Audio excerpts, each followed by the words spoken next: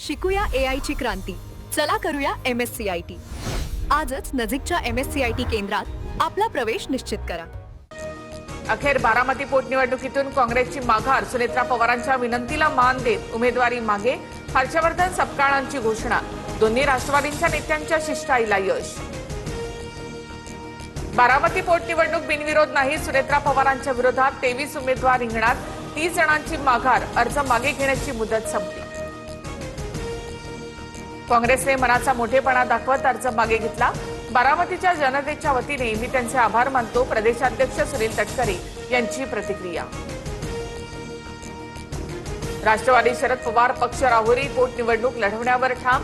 भाजपच्या अक्षय कर्डिलेंविरोधात पवारांचे उमेदवार गोविंद मुकाटे, वंचितकडनं संतोष चोळके आणि 4 अपक्ष उमेदवार रिंगणात. पार्थ पवारांनी घेतली राज्यसभा खासदारकीची शपथ. शपथविधीवेळी पार्थ पवारांकडनं अजितदादांचं गुलाबी जॅकेट परिधान. सुनेत्रा पवार, सुनील तटकरे यांचीही उपस्थिती. पार्थ पवारांचं वक्तव्य निराधार. काँग्रेसवर केलेल्या टीकेचा त्यांना कधी ना कधी पश्चाताप होईल. हर्षवर्धन सपकाळांचा निशाणा. तर पार्थ पवारांच्या वतीने रोहित पवारांकडून दिलगिरी व्यक्त. बंधू अशोक खरातला 5 दिवसांची पोलीस कोठडी. गर्भवती महिलेवर अत्याचार केल्याप्रकरणी तपास करणार असल्याचा पोलिसांचा युक्तिवाद. खरात तपासामध्ये सहकार्य करत नसल्याची माहिती. अत्याचारी बंधू अशोक खरातच्या विरोधात 14वा गुन्हा दाखल. मिरगाव येथील जमीन खरेदी प्रकरणात खरातसह पत्नीवर फसवणुकीच्या गुन्ह्याची नोंद. चौकशी सुरू. कवडीमोल भावात कोट्यवधींची जमीन घेतल्याचा माळी कुटुंबियांचा आरोप. नाशिकमधील नामांकित IT कंपनीत महिलांवर लैंगिक शोषण आणि धर्मांतराच्या प्रकरणाची SIT चौकशी होणार. आतापर्यंत 7 आरोपींना अटक. प्रकरण अतिशय गंभीर. सखोल तपास होणार. मुख्यमंत्री फडणवीसांचं आश्वासन.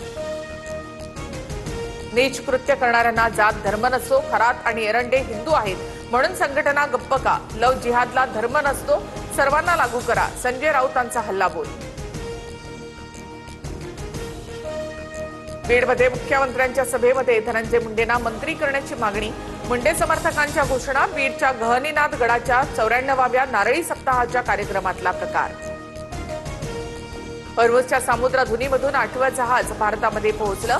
भारतीय तेलवाहू जहाज ग्रीन आशा मुंबईमध्ये दाखल. 15,000 टन LPG घेऊन जहाज मायदेशात. आसाम, केरळ, पुदुचेरी विधानसभेच्या 296 जागांसाठी एकाच टप्प्यामध्ये मतदान. दुपारी 3 वाजेपर्यंत आसाममध्ये 75.91%, केरळमध्ये 62.71%, पुदुचेरीमध्ये 72.40% मतदानाची नोंद.